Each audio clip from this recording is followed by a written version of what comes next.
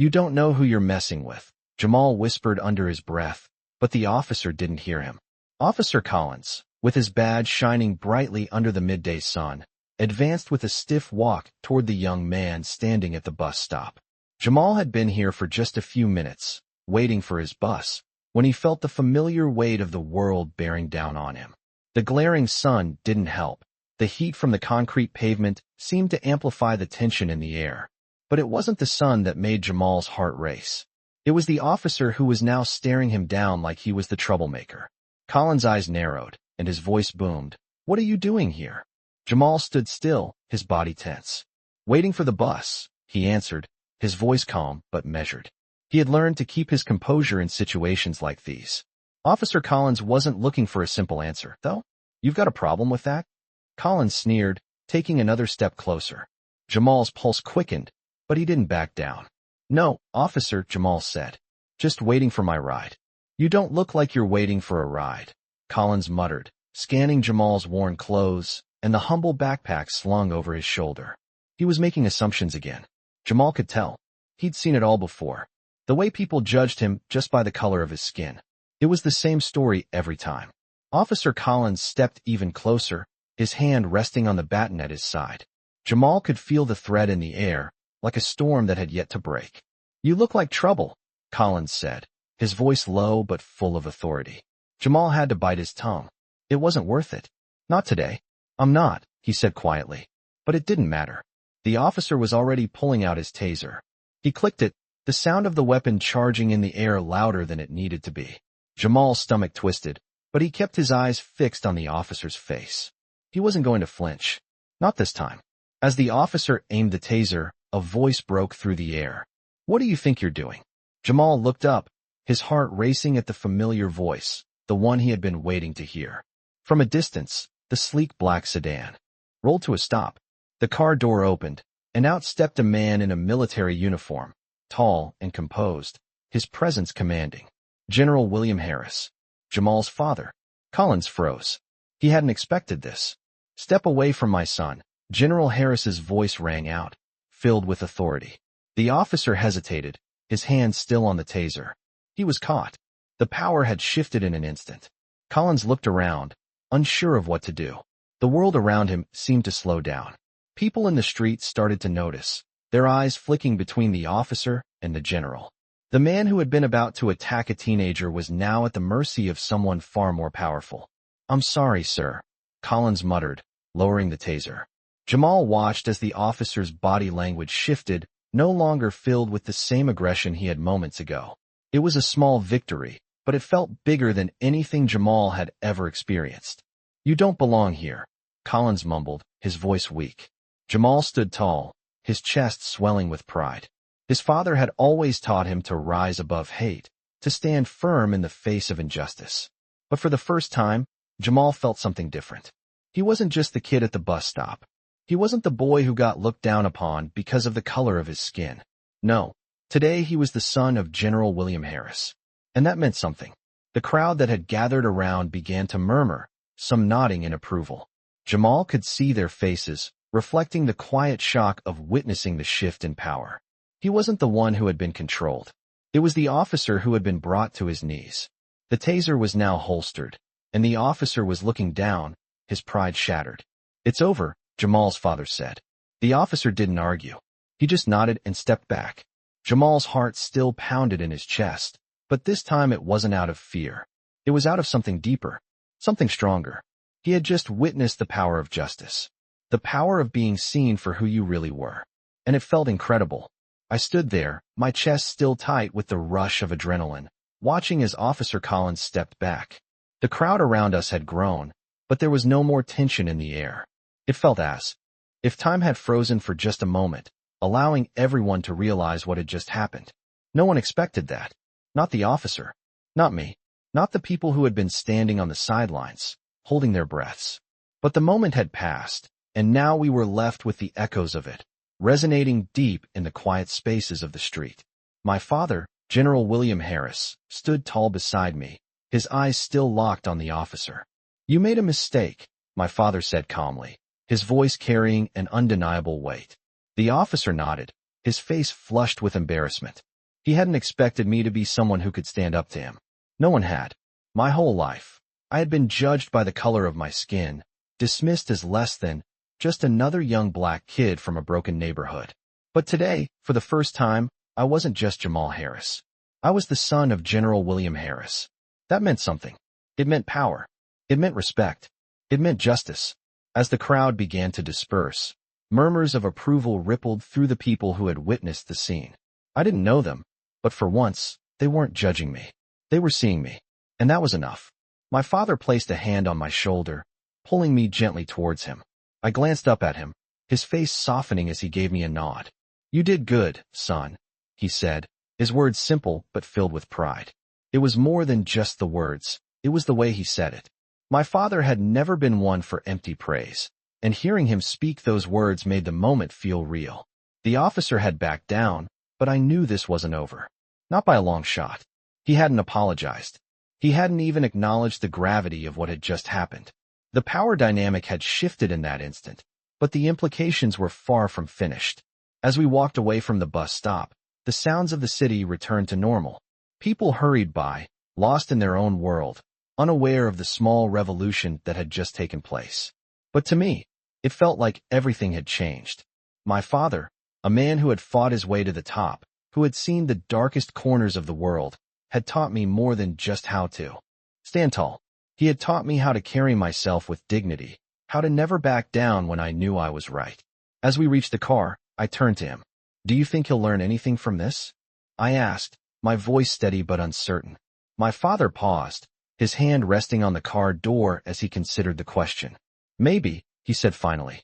"But sometimes, the lesson isn't for them. It's for the people watching. It's for you. And for anyone who might be afraid to stand up." I nodded, understanding. He was right.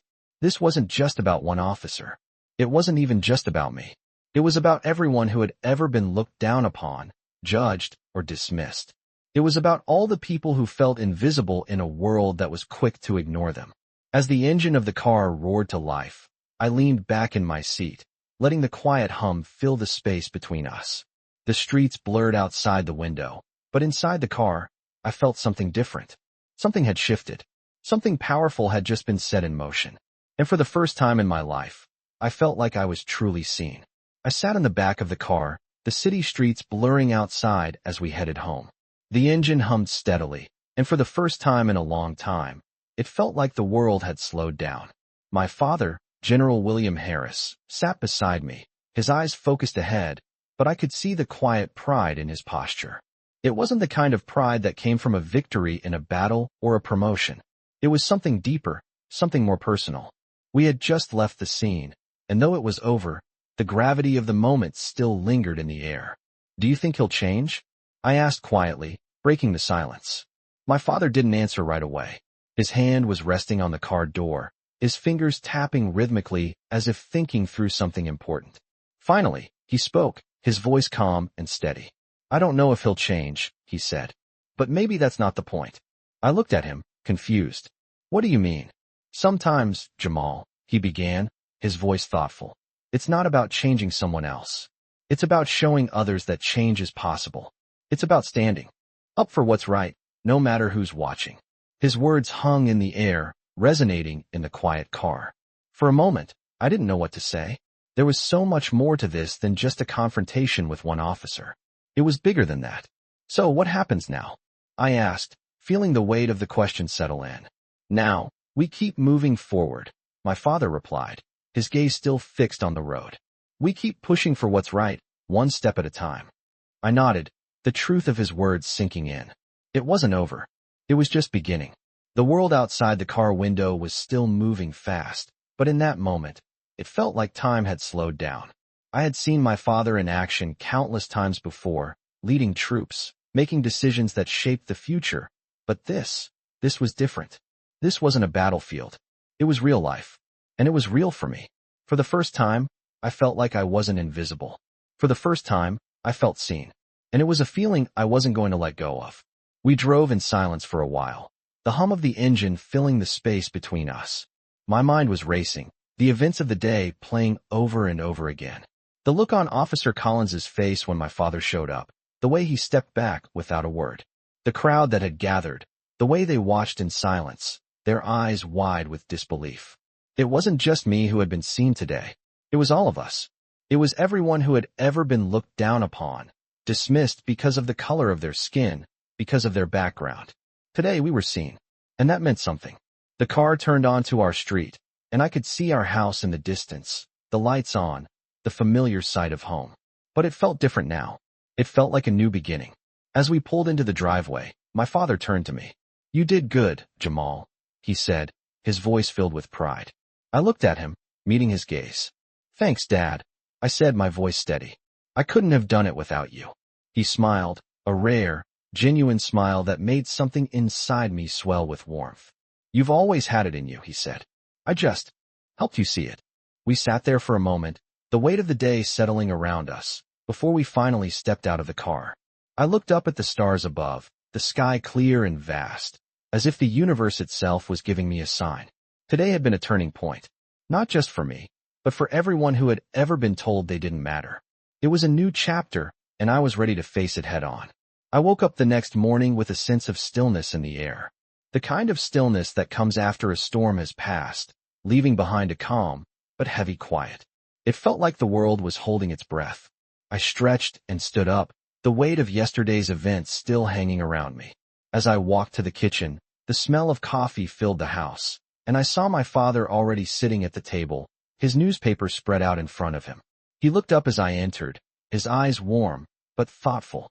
"Morning," he said, his voice low, as if he were still processing everything that had happened. I nodded in return, grabbing a mug from the cupboard. "Morning, Dad," I said, sitting down across from him. The silence that followed wasn't uncomfortable. It was more like two people trying to figure out where to begin after something life-changing. I took a sip of the coffee, feeling its warmth spread through me, but my mind was still spinning from the previous day. "Do you think people are talking about it?" I asked after a moment.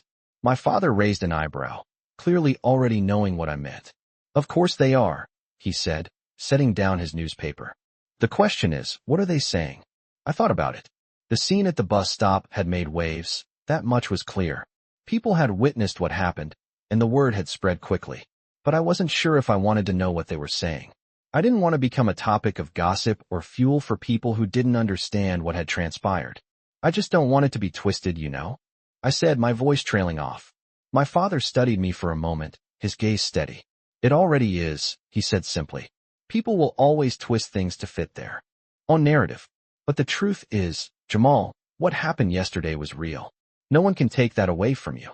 I nodded slowly, his words sinking in. He was right. The truth of what had happened couldn't be erased, no matter how hard anyone tried. I wasn't just a bystander in my own life anymore. I had made my stand. And now, I had to live with the consequences of that choice. "I just don't want to be seen as a hero," I said, finally voicing my real concern. "I don't want people to think I'm trying to be something I'm not." My father chuckled softly, shaking his head. "You're not a hero, Jamal. But you did the right thing. And sometimes, doing the right thing means standing up when no one else will. It means not backing down, even when you're scared." I took another sip of my coffee, thinking about what he said. He had always taught me to stand tall, to be strong in the face of adversity. But I never realized just how hard that could be until yesterday. The way the officer had looked at me, the way his hand had hovered over the taser, the way the crowd had watched in silence. It had been terrifying, but I had done it. I had stood my ground. And for the first time, I felt like maybe, just maybe, I wasn't invisible anymore. My father stood up, folding his newspaper neatly. "Come on," he said, his tone lighter now. "We've got a busy day ahead. Let's not spend too much time thinking about yesterday." I followed him out of the kitchen, the weight of the day ahead settling in. The world was still turning, and life was moving forward, whether I was ready or not. But one thing was certain, I wasn't the same person I was the day before. And neither was the world. As we stepped outside, the sun was just beginning to rise, casting long shadows across the driveway. My father's car was parked, and the morning air was cool, carrying the promise of a new day. I took a deep breath, letting the fresh air fill my lungs. Today was a new day, and whatever came next, I was ready for it. The past was behind me, but the future? The future was wide open. And for the first time, I had the power to shape it. I woke up early the next morning, the sunlight just starting to creep through the blinds. The events of yesterday were still fresh in my mind, but I couldn't let them consume me. Today was a new day. As I got out of bed, I took a moment to collect my thoughts. My father's words from last night echoed in my head. Doing the right thing means standing up when no one else will. I wasn't sure I was ready to face the world, but I knew one thing for sure. I couldn't back down now. I had made a choice, and now I had to see it through. As I walked into the kitchen, I found my father already sitting at the table, his mug of coffee in hand. He didn't look up at first, but I could feel his eyes on me as I made my way over to the counter. He had always been a man of few words, but when he spoke, it was always something worth listening to. "You're up early," he said, his voice still rough with sleep. I nodded, pouring myself a cup of coffee. "Can't sleep," I admitted, still thinking about everything. He chuckled softly, the sound comforting. "You and me both," he said. "But you know what? We keep moving forward." I looked at him, trying to understand what he meant. Even after everything that happened? He set his mug down, his expression serious now. Especially after everything that happened. I didn't say anything at first. I didn't have the words. But I understood what he was saying. Life wasn't going to stop because of one incident, no matter how big it was. It was going to keep moving, and I had to keep moving with it. "We can't change the past, Jamal," he continued. "But we can shape the future. What you did yesterday, it's not just about what happened with that officer. It's about what happens next. It's about how you handle what comes your way." I nodded slowly, taking in his words. It wasn't easy. Nothing ever was. But he was right. The world wasn't going to change overnight. I had to be patient. I had to stay strong. As we sat in silence for a while, I thought about the people who had witnessed what happened at the bus stop. I thought about how they had reacted. Some of them had been supportive, while others had stood by, unsure of what to think. But it didn't matter. What mattered was that I had stood up for what was right, even when it was hard. And that was something no one could take away from me. After breakfast, we headed out to run some errands. The day was warm, the sky clear, but there was a heaviness in the air, as if the world was still waiting for something. My father and I didn't talk much during the drive. We didn't need to. We both knew that the events of yesterday were far from over. They would follow us, whether we liked it or not.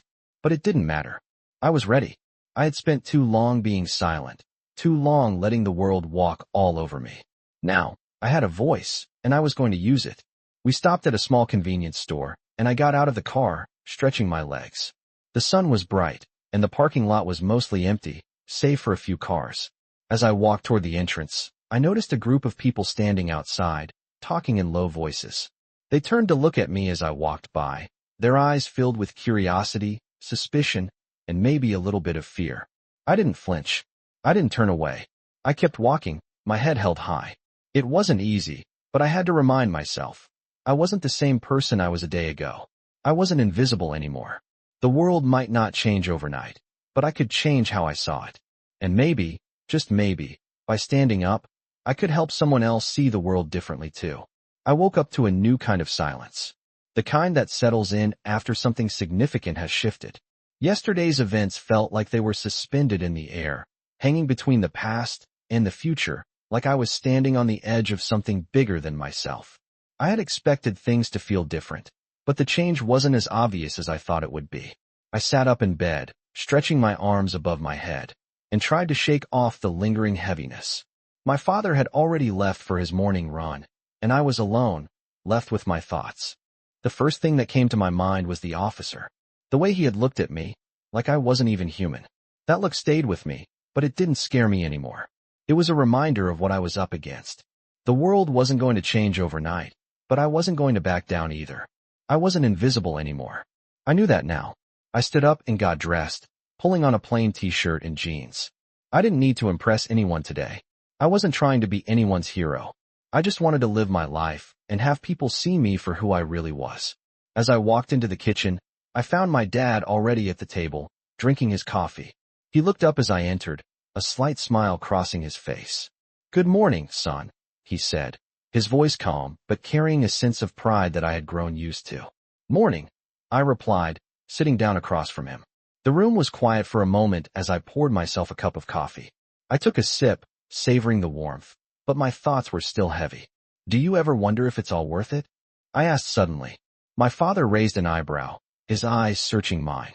What do you mean? All of this, I said, gesturing around the room. Standing up, pushing back.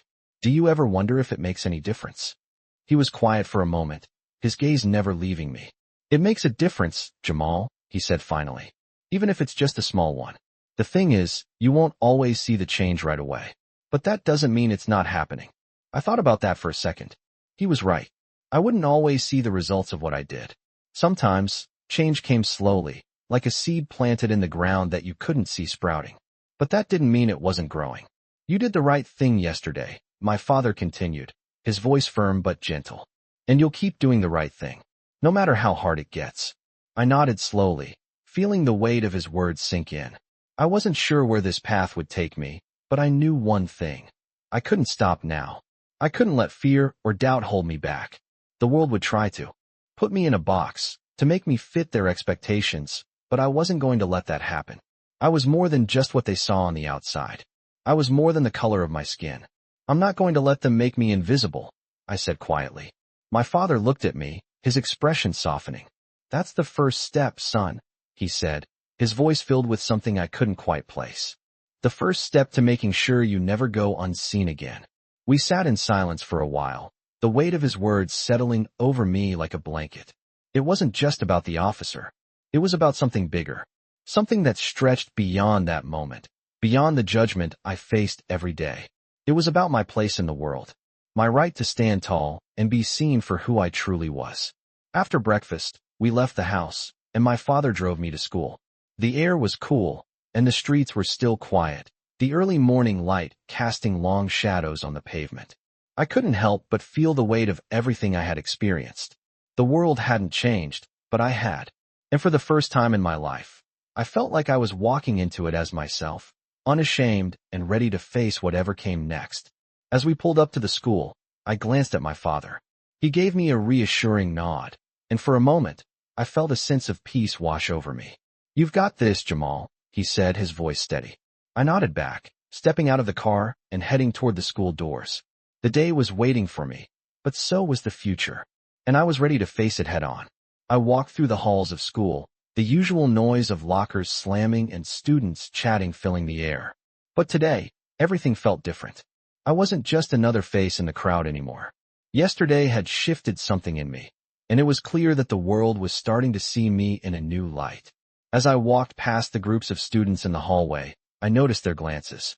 Some of them were curious, some of them were suspicious, and a few were even judgmental. But there were also others who looked at me with a kind of respect I hadn't noticed before. I kept my head high, my shoulders squared, just like my father had always taught me. I wasn't going to let their whispers get to me. I was here for a reason, and no one could take that away. When I got to my first class, I noticed something odd. People were treating me differently. The usual teasing that came from the back of the room was gone, replaced with an awkward silence when I walked in. Some of the students who had usually made fun of me didn't even make eye contact. They just looked down at their desks. I took my seat in the back, trying to ignore the sudden tension in the air.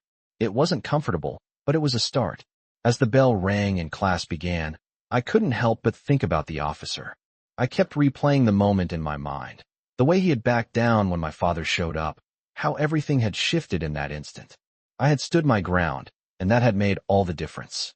I wasn't just a kid from a poor neighborhood anymore. I wasn't invisible. But even as I sat there, trying to focus on the lesson, I couldn't shake the feeling that something else was coming. The school day passed slowly, the moments stretching out as if I were waiting for something I couldn't quite name. When the final bell rang, I packed up my things and headed out of the classroom. As I walked toward the exit, I saw a few of the students from the hallway earlier. They had been quiet around me all day, but now, as I passed by, one of them, a kid I'd known since elementary school, called out to me. "Hey, Jamal," he said, his voice tentative. I turned to face him. "What's up?" Just wanted to say that was pretty bold what you did yesterday," he said, shifting on his feet. "You know, with the officer and everything." I blinked, not sure how to respond. This kid, Kyle, had always been one of those who ignored me or made fun of me whenever he could. "Thanks," I said, keeping my voice steady. Kyle looked at me for a long moment, and then he nodded. "I respect that," he said. "Not many people would have stood up like that." I didn't know what to say to that. It felt strange, hearing respect in his voice when I had never felt like I earned it before. But there it was, raw and real. It wasn't much, but it was a start. As I left the school building, I couldn't help but feel a strange sense of pride mixed with confusion. It wasn't that I was looking for validation, but it felt good to know that, at least for today, I wasn't just the kid who blended into the background. I had been seen. I had made my mark. And maybe, just maybe, things were starting to change. As I made my way to the bus stop, I saw a familiar figure waiting by the corner. My father was there, standing with his arms crossed, looking every bit the powerful figure he was. He had a way of commanding attention without saying a word. I walked over to him, a smile creeping onto my face. "How was your day?" he asked, his voice calm as usual. "Different," I replied, still processing everything that had happened. But not in a bad way. My father smiled just slightly. "You've got a way of making things change, Jamal." I shook my head, feeling the weight of his words. "I'm just trying to do the right thing. That's all anyone can do," he said, his voice steady and reassuring. We stood there for a moment, the world moving around us as the bus pulled up to the stop. It was strange, but in that moment, I felt more confident than I had in years. Maybe it was the way my father had always believed in me. Maybe it was the way the world was finally starting to see me for who I really was. But whatever it was, I was ready to face whatever came next. The bus doors opened, and I stepped on, the hum of the engine filling the air as we began our journey home. The world was still the same in many ways, but something had shifted, and I was no longer waiting for the world to notice me. I was making sure it did. I sat in the back of the car, the city outside moving by in a blur. My father was driving, his hands steady on the wheel as we made our way home. The events of the day were still fresh in my mind, but I couldn't shake the feeling that something had changed. I wasn't just a bystander in my own life anymore. I wasn't the quiet kid who stayed out of sight, hoping to avoid attention. Yesterday had made sure of that. The officer, the crowd, my father, everything had shifted in an instant. I had stood up for what was right, and even though the world wasn't going to change overnight, I knew I had started something. The silence in the car was comfortable, but it was also filled with unspoken words. My father's gaze was focused ahead, but I could tell that he was thinking about everything that had happened too. "You okay?" he asked after a while, his voice breaking the quiet. I nodded slowly, still trying to process everything. "Yeah," I said, my voice steady but unsure. I don't know. It feels like everything is different now." My father glanced over at me, his eyes softening. "It is different," he said simply. "You're not the same person you were yesterday." I didn't respond right away. I wasn't sure what to say. There were so many emotions swirling inside me, so many thoughts that didn't quite make sense. But one thing was clear, I was no longer the same person. The events of yesterday had forced me to see the world differently, but more importantly, it had forced the world to see me differently too. The car turned onto our street, and I looked out the window, the familiar sight of home slowly coming into view. My father pulled into the driveway, and we sat there for a moment, the engine idling. I felt a sense of relief wash over me. I wasn't sure what tomorrow would bring, but for now, I was home. As we got out of the car, I noticed something that hadn't been there before. A group of neighbors was standing outside, chatting amongst themselves. As we walked up the driveway, they all fell silent, turning to look at us. I could feel their eyes on me, but it wasn't the same as before. There was no judgment, no whispers, no feeling of being invisible. It was as if something had shifted in them too. One of the neighbors, Mrs. White, a woman I had known for years, smiled at me as I approached. "You did good, Jamal," she said. Her voice soft but sincere. I didn't know how to respond at first. Mrs. White had never spoken to me like that before. I had always been just another kid in the neighborhood to her.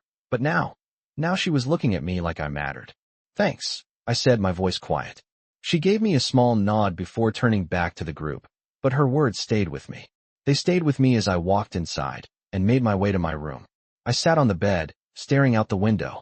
The city was still bustling outside, the world moving on as usual. But for me, it felt like time had stopped for just a moment. Everything that had happened, everything I had fought for, had changed me. I wasn't sure what would happen next, but I knew one thing. I wasn't going to let the world silence me again. I wasn't going to let the fear of being seen keep me in the shadows. As I lay down, I felt a sense of peace settle over me. I had done something important. I had stood up for myself, for my future, for everything I believed in. And tomorrow, I would keep standing.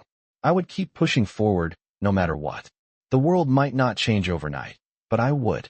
And in the end, that was all I could control. I woke up the next morning with a strange sense of calm, as if everything that had happened had settled into place.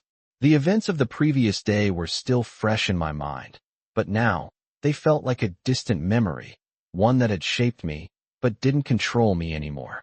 I stretched, feeling the weight of the blanket around me, and then rolled out of bed. The sun was streaming through the window, casting long shadows across the room. It was a new day. As I got dressed, I thought about what had happened at school yesterday, how things had shifted. People had looked at me differently. Some with respect, some with curiosity, but all with a new understanding. I couldn't deny it. I had made a mark. And for the first time, I was starting to feel like I belonged. I walked downstairs, the smell of coffee filling the house. My father was already up, sitting at the kitchen table with his coffee mug in hand. He looked up as I entered, his expression soft but proud. "Morning," he said, his voice steady. "Morning, Dad," I replied, sitting across from him. The silence between us wasn't awkward, but there was something unspoken in the air, a shared understanding. We both knew that things were changing, and we both knew that it wasn't going to be easy. But we were ready. "You're feeling all right?" my father asked after a moment, his gaze steady on mine. I nodded slowly. "Yeah, it's just, everything's different now, you know? I'm not sure how to handle it." He smiled, a small, knowing smile. "You don't have to handle it all at once. Just take it one step at a time." I thought about that for a moment. It was easy to get caught up in the pressure of what came next, to worry about what people thought, how they'd treat me. But my father was right. I couldn't control everything. All I could do was keep moving forward. "You did good yesterday," he said, breaking the silence. "I'm proud of you." His words hit me harder than I expected. I wasn't used to hearing him say things like that. My father wasn't one for emotional displays, but when he spoke, it carried weight. "Thanks," I said quietly, feeling a sense of warmth spread through me. After breakfast, we headed out together. My father had an early meeting with some of his colleagues, and I had another day at school. As we walked to the car, I felt the familiar weight of the world on my shoulders, but it was different now. It wasn't the weight of doubt or fear. It was the weight of responsibility. The world had taken notice of me, and now I had to live up to it. We got into the car, and as my father started the engine, I couldn't help but feel a little nervous. I wasn't sure what today would bring, but I knew one thing. I couldn't go back. I couldn't shrink into the background like I used to. I was going to face whatever came next with the same courage I had shown yesterday. The ride to school was quiet, but not uncomfortable. My father didn't say much, but the weight of his presence was enough. He didn't have to speak to show me that he believed in me. I was ready. As we pulled up to the school, I saw the familiar faces of my classmates milling around outside. But today, they looked different. Some of them nodded at me as I walked past, some just stared, and a few even smiled. It was subtle, but it was there. The change wasn't just in how they saw me. It was in how I saw myself. I wasn't invisible anymore. I walked through the doors of the school, my head held high. It felt good to know that the world had noticed, but it felt even better to know that I had the power to shape how they saw me. The day went by in a blur of classes, passing periods, and quiet conversations. I didn't seek attention, but I didn't shy away from it either. When I spoke, people listened. When I moved, people took notice. And for the first time, it felt like I wasn't fighting against the world. I was moving with it. As the bell rang at the end of the school day, I walked out of the building, feeling a sense of calm wash over me. The world wasn't perfect, and I wasn't perfect, but I was learning. I was growing. I was standing tall. My father was waiting for me in the car, just like always.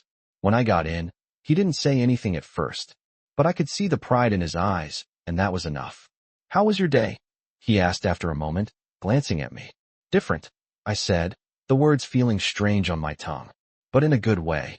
"That's good," he said, smiling. "Keep making your mark, Jamal. Keep standing tall." I nodded, my chest swelling with a sense of pride. The world was changing, and I was changing with it.